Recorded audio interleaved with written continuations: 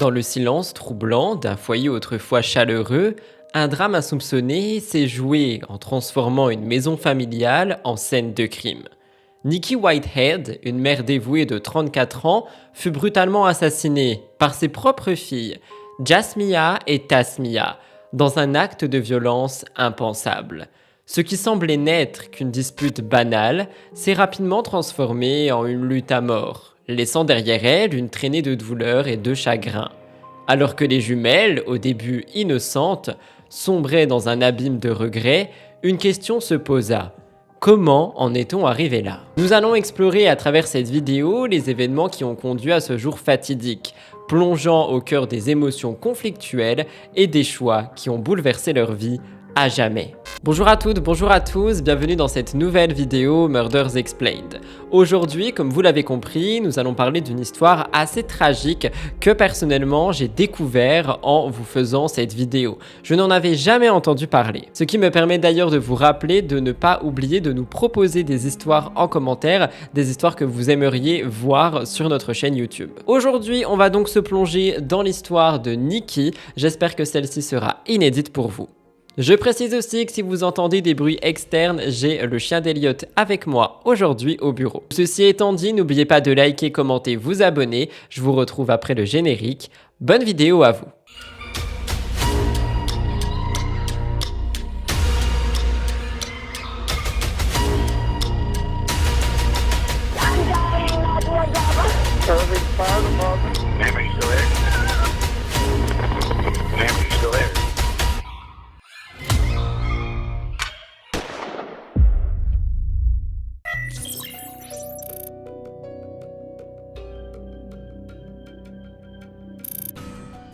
Jarmeka Yvonne Whitehead, plus connue sous le surnom de Nikki auprès de ses proches, n'a jamais vraiment connu une vie paisible ou ordinaire.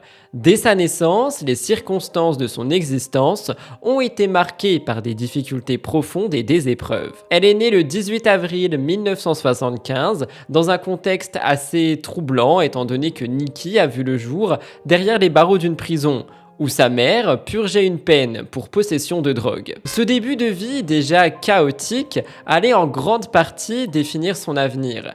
Privée d'attention maternelle, c'est sa grand-mère qui l'a recueillie et s'est efforcée de lui offrir une certaine stabilité. Cependant, cette éducation n'a pas été simple. Sa grand-mère, malgré toute sa bonne volonté, avait du mal à maintenir Nikki sur le droit chemin. Elle n'avait pas les ressources ni la fermeté nécessaires pour poser des limites claires à la jeune fille. L'enfance de Nikki a ainsi été marquée par une absence de structure. Contrairement à de nombreux autres enfants de son âge, elle n'avait pas de couvre-feu à respecter ni de règles à suivre. Elle jouissait d'une grande liberté, allant et venant comme bon lui semble, sans réelle surveillance. Cet environnement de laxisme l'a conduite, dès l'adolescence, à faire des choix qui allaient profondément impacter sa vie. À seulement 17 ans, Nikki est tombée enceinte de jumelles. Ces deux petites filles, qu'elle prénommerait Jasmia et Tasmia, allaient devenir le centre de son monde, mais aussi le point de départ d'une série d'événements tragiques. Nikki, encore jeune elle-même et avec peu de repères, se retrouvait désormais mère de 2 enfants, avec toutes les responsabilités que cela implique. Vous l'avez donc compris, nous sommes sur une jeune fille, une jeune femme, qui malheureusement n'a pas vécu une enfance facile, qui n'avait pas de cadre et pas de structure, et qui malheureusement, par des choix qui certainement ont été favorisés par cette enfance défavorisée, l'ont conduite à devenir une mère très jeune. Alors attention, personnellement je n'ai rien contre les mères jeunes et les parents jeunes, mais il est vrai que parfois, ici vous allez le voir, ça peut un petit peu compliquer la vie et ça peut également transmettre de mauvaises choses et une mauvaise éducation aux enfants eux-mêmes si on n'en a pas eu une très bonne. Nikki n'avait pas de limite et la question qui se pose à ce moment est: est-ce qu'elle arrivera à en donner à ses filles ?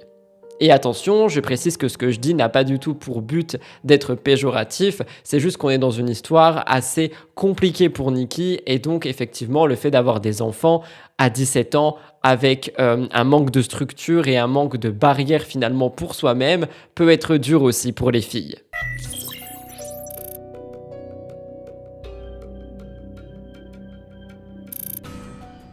Pendant les 12 premières années de leur vie, Jasmiyah et Tasmiyah ont grandi sous le toit de leur grand-mère, tout comme leur mère Nikki avant elle. La relation entre Nikki et sa grand-mère était teintée de cette même lutte pour la stabilité. Mais Nikki nourrissait de grands rêves pour ses filles. Elle voulait désespérément leur offrir une existence bien plus favorable que celle qu'elle avait connue. Elle refusait de les voir emprunter le même chemin difficile qu'elle avait parcouru. Ainsi, dans un geste de détermination, Nikki a pris une décision radicale. Quitter l'environnement protecteur mais limité de sa grand-mère pour recommencer ailleurs avec ses filles.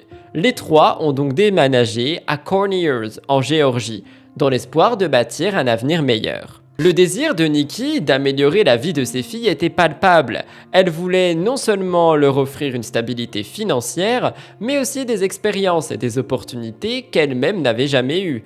Elle s'assurait qu'elle ne manquait de rien, les inscrivant à des cours de danse et des cours de musique, convaincue que ces activités enrichissantes pourraient justement enrichir leur éducation. Elle leur permettrait de s'épanouir. Nikki portait une attention particulière à leur apparence, s'assurant que Jasmiyah et Tasmiyah soient toujours présentables, élégantes même. Elles étaient souvent complimentées pour leur allure, cheveux toujours bien coiffés, maquillage subtilement appliqué et tenues vestimentaires stylées. Nikki, malgré les défis qu'elle rencontrait, veillait avec soin à ce que ses filles aient tout ce dont elles auraient besoin pour réussir, tant sur le plan social que sur le plan personnel. Elle voulait plus que tout effacer les stigmates de son propre passé, pour ceux qui observaient de l'extérieur. Elle semblait y parvenir avec brio. Pourtant, sous cette façade de vie parfaite, des tensions commençaient lentement à émerger, alimentés par des conflits que personne ne pourrait encore percevoir. À mesure que Jasmiyah et Tasmiyah grandissaient, elles continuaient d'impressionner leur entourage. Brillantes à l'école, elles excellaient dans leurs études, obtenant des notes parfaites, des A, ce qui laissait entrevoir un avenir plus que prometteur. Leurs ambitions étaient très grandes. Les jumelles nourrissaient toutes deux le rêve d'intégrer un jour la précieuse université de Harvard. Pour Nikki, voir ses filles viser si haut était la confirmation qu'elle était sur la bonne voie en tant que mère. Elle était convaincue que ses efforts pour leur offrir une fille meilleure portaient enfin leurs fruits. Cependant, cette harmonie apparente a commencé à se fissurer à l'approche du lycée. Comme beaucoup d'adolescents, Jasmiyah et Tasmiyah ont progressivement gagné en indépendance et en caractère. Avec l'adolescence, les défis comportementaux sont apparus et Nikki s'est retrouvée à une réalité toute nouvelle. Pour garder le contrôle sur ses filles, elle devait durcir le ton. Jusqu'alors, Nikki avait essayé de se montrer compréhensive et souple, mais face à leurs attitudes de plus en plus rebelles, elle s'est vue obligée d'instaurer des règles strictes. Dire non à ses filles était devenu une nécessité, et c'était aussi une tâche particulièrement difficile. Ayant grandi sans véritable limite elle-même, Nikki n'avait jamais vraiment été exposée à la discipline stricte, et c'est une dynamique qu'elle devait désormais apprendre à imposer. Pour Jasmiyah et Tasmiyah, ce changement soudain fut douloureux à accepter. Après des années de liberté et d'absence de contraintes, entendre leur mère fixer des limites claires, leur refuser des choses qu'elle avait pourtant avant autorisées, provoquait pas mal de tensions. Le trio, autrefois inséparable, commençait doucement à se diviser. Les confrontations entre Nikki et ses filles devinrent de plus en plus fréquentes et de plus en plus intenses. Les disputes, qui avaient autrefois été rares et banales, prenaient maintenant des proportions inquiétantes. Au fur et à mesure que Nikki tentait de reprendre les rênes de la situation, ses filles semblaient se braquer davantage, résistant à cette nouvelle autorité qu'elles n'avaient jamais connue. Ce qui avait autrefois été une famille unie commençait lentement à se transformer en un champ de bataille émotionnelle, où l'amour et la frustration s'entremêlaient dans un conflit latent. Jasmiyah et Tasmiyah, que tout le monde appelait Jazz et Tas, ne supportaient plus les nouvelles règles imposées par leur mère. Elles en voulaient amèrement à Nikki pour la discipline qu'elle essayait de leur imposer. Ayant grandi avec une certaine liberté quasi totale, elles n'étaient pas prêtes à accepter qu'on leur dicte ce qu'elles pouvaient ou ne pouvaient pas faire. Les nouvelles restrictions mises en place par Nikki, comme l'interdiction d'utiliser leur téléphone après une certaine heure, ou l'obligation de respecter un couvre-feu, étaient perçues comme des attaques personnelles. Nikki leur interdisait désormais de sortir tard dans la nuit et s'assurait qu'elles étaient en forme pour l'école. Mais cette tentative de restaurer l'ordre ne faisait qu'attiser la colère des jumelles. Cette frustration mutuelle a atteint un point de rupture lorsqu'un jour, Nikki, exaspérée par leur comportement, a confisqué le téléphone portable de Taz. Et ce qu'elle a découvert à l'intérieur l'a bouleversée. Sa fille, âgée de 13 ans, échangeait des messages avec des garçons de 17 ans. Pour Nikki, cela représentait bien plus qu'une simple violation des règles. Elle voyait là une dangereuse dérive, un rappel des choix risqués qu'elle-même avait faits dans sa jeunesse. Pour elle, c'était une question de survie, celle de protéger ses filles du chemin qu'elle avait elle-même emprunté et qu'elle pourrait emprunter. Cependant, pour Jazz et Taz, c'était une trahison de plus de la part de leur mère, une intrusion dans leur intimité. La confrontation qui a suivi cette découverte a rapidement dégénéré. Ce n'était plus une simple querelle de famille. Une véritable guerre silencieuse s'installa entre Nikki et ses filles, où chaque partie cherchait à prendre le contrôle. Jazz et Taz, blessés dans leur orgueil et dans leur désir d'indépendance, devinrent de plus en plus résistantes et rebelles. Les disputes quotidiennes se transformaient donc en combats acharnés. Et Nikki, malgré tous ses efforts pour imposer son autorité, voyait son contrôle lui glisser entre les doigts. Ce conflit explosif culminait dans des cris, des portes qui claquent, une ambiance de plus en plus tendue dans la maison. Nikki, désespérée, tentait encore de maintenir l'ordre et de ramener les filles sur le droit chemin. Mais chaque tentative semblait aggraver la situation. Taz et Jazz, autrefois petites filles adorables, dont elle s'occupait avec tant de soin, semblaient maintenant se retourner contre elle. Ce qui allait suivre était inévitable. Les disputes entre Nikki et ses filles prenaient des tournures de plus en plus sombres et dangereuses.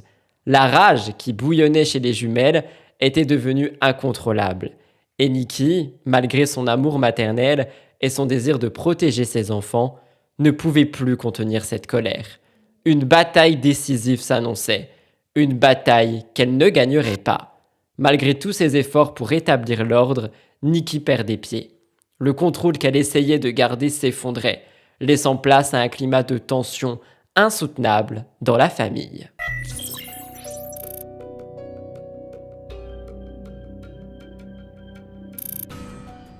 Les jumelles, autrefois perçues comme douces et respectueuses, avaient radicalement changé. En un laps de temps relativement court, elles s'étaient transformées en terreur, en proie à une rébellion féroce contre leur propre mère. Les tensions entre Nikki et elle étaient devenues si explosives que la police avait déjà dû intervenir à plusieurs reprises pour disputes domestiques. L'officier Mira était l'une des personnes qui avait été appelée pour intervenir dans son climat de conflit. Lors d'un de ces incidents, après une altercation assez violente, il avait été témoin de l'intensité des tensions au sein du foyer. Jazz et Taz, dans une tentative désespérée, avaient supplié l'officier de les laisser retourner vivre chez leur arrière-grand-mère, affirmant que la vie là-bas était bien plus simple, sans les règles strictes que leur imposait leur mère. D'ailleurs, je crois que je me suis trompé au début de la vidéo, j'ai dit que les filles habitaient avec leur grand-mère, mais non, c'est bel et bien la grand-mère de Nikki. Donc leur arrière-grand-mère. Pour elle, cette maison représentait un refuge, loin des restrictions que Nikki tentait d'instaurer. Cependant, malgré leurs larmes et leur détresse, l'officier ressentait un malaise. Quelque chose dans la situation ne semblait pas cohérent. Après avoir interrogé Nikki et les jumelles, un sentiment troublant s'est installé. Lorsque l'officier quitta la résidence, celui-ci ne pouvait plus se résoudre à partir complètement. Instinctivement, il s'est caché à proximité, sentant que l'incident n'était pas réellement terminé. Et c'était vrai, à peine 3 ou 4 minutes plus tard, un cri perçant venant de l'intérieur de la maison l'alarma. L'officier se précipita vers la maison. En approchant, accueilli par Nikki et en état de panique totale, courant hors de la maison, un téléphone sans fil à la main, essayant de composer le 911. Nikki était hystérique, elle criait que ses filles s'étaient retournées contre elle. Apparemment, dans un accès de rage incontrôlé, ses filles l'avaient violemment attaquée, transformant la situation déjà tendue en terreur et en chaos. De leur côté, les jumelles ont partagé leur version, tentant de retourner tout ceci à leur avantage. Elles accusaient leur mère d'être celle qui avait dérapé, affirmant que Nikki était devenue physiquement violente dès que la police avait quitté les lieux. Selon les filles, c'est la maman qui était submergée par la colère et qui les avait agressées. Elle n'aurait fait que se défendre. Mais la police, avec un regard expérimenté et une intuition affûtée, n'était pas dupe. En examinant de plus près les personnes impliquées, elle remarqua des détails qui contredisaient le récit des jumelles.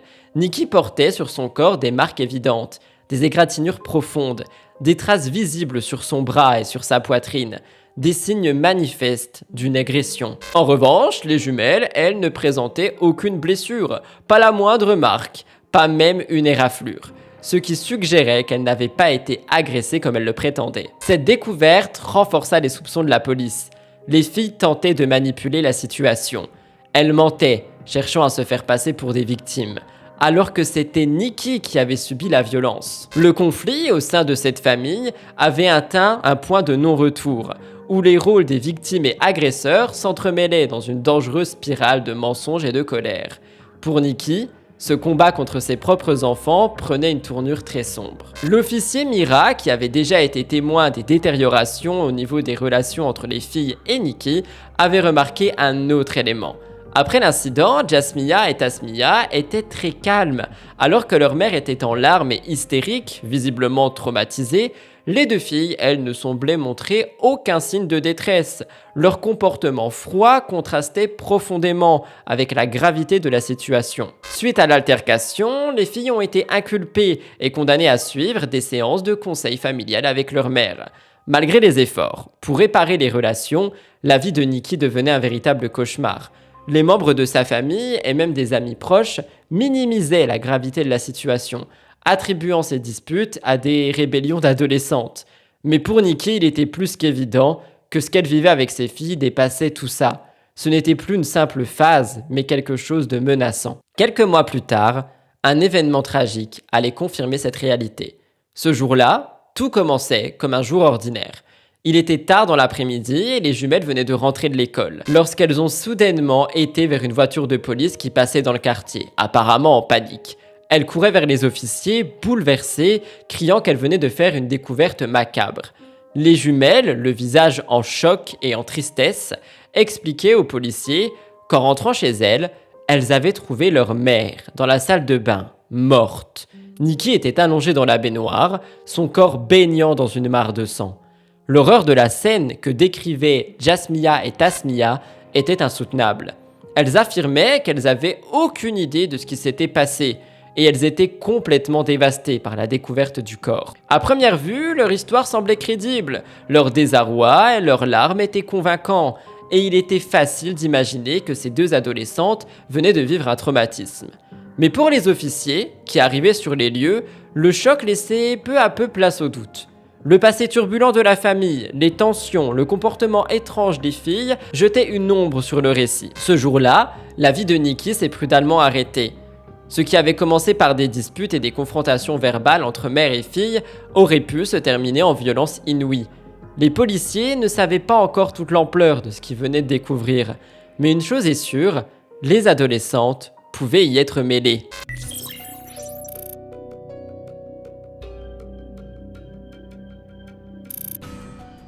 L'enquête sur le meurtre de Nikki démarra sans tarder, et très vite, les autorités se concentrèrent sur les proches de cette mère célibataire, pour tenter de comprendre qui aurait pu vouloir sa mort. Pendant que l'enquête progressait, les deux filles furent placées sous la garde des services de protection de l'enfance. Les policiers devaient examiner tous les aspects de la vie de Nikki, cherchant à identifier un potentiel coupable. Les enquêteurs, en analysant plus en détail la scène de crime et le passé de la famille, commencèrent à se poser des questions assez troublantes. Les deux adolescentes avaient un ressentiment évident envers leur mère. Ce ressentiment, qui s'était manifesté à plusieurs reprises dans les mois précédents, était devenu un point clé de l'enquête. Les policiers décidèrent donc de soumettre Jasmiyah et Tasmiyah à un interrogatoire approfondi, pour en apprendre plus. Lors du premier entretien, les jumelles montrèrent des émotions apparentes. Jasmiyah, en particulier, pleura en évoquant la mort de sa mère, donnant l'impression d'être bouleversée. Mais les enquêteurs, aguerris à ce genre de situation, restaient sceptiques. Ils décidèrent de séparer les jumelles pour voir si leurs récits coïncidaient. Cette stratégie allait bientôt révéler des incohérences. Lorsque Jasmiyah et Tasmiyah furent interrogées séparément, leur version des événements commençait à diverger. Les détails ne concordaient plus et les enquêteurs ont rapidement constaté que les jumelles étaient mal à l'aise, cherchant désespérément à maintenir un récit commun. Pendant son entretien, Tasmiyah, réalisant qu'elle était sous surveillance, se mit à prier à haute voix, implorant que le véritable meurtrier de sa mère soit retrouvé, tout en affirmant qu'elle n'était pas responsable. Ce geste fut perçu comme une tentative maladroite de détourner l'attention. Cependant, les enquêteurs découvrirent bientôt des indices plus accablants. Lors d'une autre séance d'interrogatoire, ils remarquèrent que les deux filles portaient des gants. Intrigués, les policiers leur ont demandé de les enlever. Et c'est à ce moment-là qu'ils ont fait une découverte. Jasmiyah et Tasmiyah avaient des coupures et des marques de morsures sur leurs mains. Ces blessures suggéraient une lutte très violente, et lorsque les enquêteurs ont posé des questions, elles tentèrent immédiatement de minimiser les faits, affirmant que ces blessures étaient le résultat d'une dispute entre elles et qu'elles n'avaient rien à voir avec leur mère. Mais rapidement, l'histoire changea. Sous la pression, elles avancèrent une nouvelle explication. Elles prétendirent que les coupures étaient en réalité auto-infligées. Les policiers furent abasourdis lorsqu'au cours d'un des entretiens, Jasmiyah tenta de soutenir cette version en se mordant les mains devant la caméra, dans un effort assez visible pour pouvoir justifier les blessures. Des comportements inconsistants et suspects renforçaient les doutes des enquêteurs. Ce qui avait commencé comme une enquête visant à trouver un étranger coupable prenait désormais une tournure plus sombre. Toutes les preuves pointaient de plus en plus vers les adolescentes. Le soir même de l'interrogatoire, Jasmiyah et Tasmiyah furent autorisées à rentrer chez elles. Ce qu'elles ignoraient, c'est que la police avait discrètement équipé leur voiture de dispositifs d'enregistrement, espérant capter des conversations. À peine installées dans la voiture, les deux filles se mirent à parler avec un ton radicalement différent que celui qu'elles avaient utilisé plus tôt. Elles n'étaient plus des adolescentes bouleversées. Au contraire, elles semblaient détendues, presque arrogantes. Leur confiance était palpable. Elles discutaient du fait que la police ne serait jamais capable de retrouver l'arme et que, selon elles, les enquêteurs n'avaient aucune chance de prouver leur implication dans la mort de Nikki. Ce changement de ton alarmant renforça les soupçons des autorités. Pendant les mois qui suivirent, Jasmiyah et Tasmiyah reprirent leur vie comme si de rien n'était. Elles retournaient à l'école, maintenaient une vie sociale active et semblaient être persuadées d'avoir échappé à la justice. Pour elles, la menace d'être accusées semblait s'éloigner de jour en jour et elles profitaient de cette liberté. Cependant, la police n'avait jamais cessé de les surveiller. Les enquêteurs prenaient le temps de rassembler des preuves et de construire un dossier si solide contre les jumelles qu'ils accumuleraient des indices en vérifiant les incohérences des témoignages pour pouvoir les arrêter pour de bon. C'est dans ce cadre qu'ils mirent la main sur une pièce cruciale, une note manuscrite de Jasmiyah adressée à son petit ami. Dans cette lettre, elle a écrit « Je déteste vivre ici, être avec elle ». Ce message, qui révélait un profond sentiment de haine envers Nikki, offrait un aperçu de la haine et de la colère que les jumelles nourrissaient à l'égard de leur mère. Finalement, les autorités étaient prêtes à agir. Après des mois de collecte minutieuse de preuves, la police a frappé. Le 13 janvier 2010, 4 mois après le meurtre de Nikki, Jasmiyah et Tasmiyah ont été arrêtées. Les adolescentes qui s'étaient crues à l'abri des soupçons allaient désormais devoir répondre de leur acte devant la justice.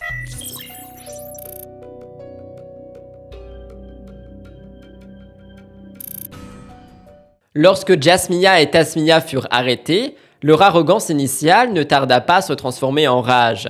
Elles se moquaient ouvertement des officiers, refusant d'admettre leur implication. Mais une fois revêtues de leur combinaison orange, confrontées à la dure réalité d'une condamnation pour meurtre, les jumelles s'effondrèrent. Leur masque tomba et elles finirent par livrer une confession complète, enregistrée dans l'intégralité. Ce que les enquêteurs entendirent était choquant, même pour des professionnels. Les jumelles de 16 ans racontèrent en détail l'horreur de cette journée. Elles décrivirent comment, dans un accès de rage, elles avaient attaqué leur propre mère, la mordant, la frappant, la poignardant à plusieurs reprises. Leurs coups avaient été si violents qu'elles avaient presque été sectionnées la moelle épinière de Nikki. Le récit de cet acte barbare peinait à être entendu par les enquêteurs. Selon le témoignage, tout avait commencé par une dispute verbale ce matin. Nikki, excédée par l'attitude de ses filles, aurait saisi un pot, menaçant de s'en servir contre elle. Et dans la colère, les jumelles avaient tenté de lui arracher. Et ce n'était au départ qu'une querelle verbale qui s'est transformée en lutte physique. Jasmiyah avoua avoir brisé un vase sur la tête de sa mère, tandis que Tasmiyah prit le pot et s'en servit pour la frapper. Le chaos grandissait. Selon le récit, un couteau se retrouva dans les mains de Tasmiyah, qui l'utilisa pour poignarder Nikki, pendant que Jasmiyah l'étranglait avec un ruban. À ce moment-là, Jasmiyah prit le couteau à son tour, infligeant plusieurs coups à sa mère. Je cite « Mon état d'esprit à l'époque était celui de légitime défense. Ce n'était pas juste un combat de rue, c'était un combat à mort. » Après l'attaque, les jumelles transportèrent le corps blessé de leur mère dans la baignoire, qu'elles avaient remplie d'eau. Agonisant sous leurs yeux, Nikki leur aurait murmuré dans un dernier souffle qu'elle les détestait. J'avoue que j'ai quand même peine à y croire. Les jumelles la regardèrent sombrer sous l'eau, la vie quittant son corps. Elles savaient que leur mère était morte, et pourtant elles sont restées là, impassibles. Après le meurtre, sans montrer la moindre panique, les filles nettoyèrent soigneusement la scène du crime. Elles prirent le sac à main de leur mère, son téléphone et le pot et le couteau, qu'elles mirent dans un sac plastique. Puis, comme si de rien n'était, elles quittèrent la maison pour aller à l'école, jouant leur rôle d'adolescente ordinaire. 4 ans plus tard, lors du procès en 2014, Lydia Whitehead, la mère de Nikki, la grand-mère des petites, prit la parole au tribunal. Le cœur brisé par la perte de sa fille, elle exprima un amour profond pour Jasmiyah et Tasmiyah, affirmant qu'elle leur pardonnait malgré l'atrocité de les actes. Ces mots résonnèrent comme un témoignage poignant de la complexité des liens familiaux, même face à une trahison. Nikki Whitehead n'avait que 34 ans lorsqu'elle fut brutalement assassinée par ses propres filles, Jasmiyah et Tasmiyah, qui avaient jadis été des enfants adorés. Le choc de cet acte tragique a profondément marqué la famille et la communauté. Aujourd'hui, les jumelles expriment des regrets, affirmant que les événements de ce jour-là les ont emportées dans un tourbillon d'émotions incontrôlables. Elles disent souvent que leur mère leur manque terriblement et qu'elles souhaiteraient pouvoir revenir en arrière pour changer les choses. Finalement, Jasmiyah et Tasmiyah plaideront coupables d'homicide involontaire, une décision qui, bien qu'elle n'efface pas la douleur causée, leur permet d'assurer une certaine responsabilité pour leurs actes. Les deux jeunes femmes furent condamnées à 30 ans de prison, une peine qui reflète la gravité du crime. En 2020, Jasmiyah se trouve à la prison d'État d'Arendal, tandis que sa sœur, Tasmiyah, purge sa peine à la prison d'État de Pulaski. Les deux sœurs ont une date de sortie fixée au 19 mai 2040. Ce qui était autrefois une promesse d'avenir se transforme maintenant en une longue période de réflexion et de regret, alors qu'elles font face aux conséquences de leurs actes.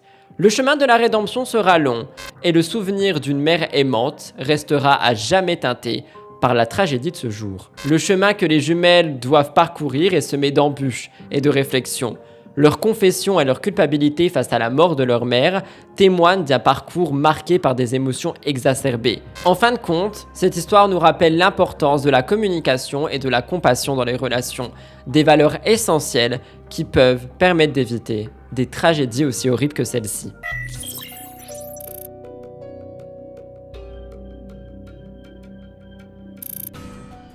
Voilà tout le monde pour l'histoire inédite personnellement de Nikki, l'histoire inédite des jumelles. J'espère qu'elle a pu vous intéresser. Alors vous savez que je parle beaucoup d'histoires de famille, d'histoires de maman, d'histoires de papa. Celle-ci m'a fait beaucoup de peine étant donné que Nikki avait déjà de base voulu prendre ses filles avec elle-même pour pouvoir leur offrir une meilleure vie, pour pouvoir leur offrir une très belle vie. Et je pense que en voulant simplement leur mettre des limites et leur mettre un cadre qu'elle n'a pas eu, elle a voulu leur montrer ce qu'aurait pu être une vie assez belle et assez parfaite. Malheureusement, tout ceci s'est retourné contre elle et le récit de cette histoire nous montre une fois de plus que parfois, les choses dérapent. Je vous laisserai liker la vidéo et la commenter avec votre pensée. N'hésitez pas à me donner d'autres noms d'affaires dans l'espace commentaire. N'oubliez pas de vous abonner également si jamais vous voulez nous soutenir. Et moi, je vous retrouve dans quelques jours pour une nouvelle histoire horrifique.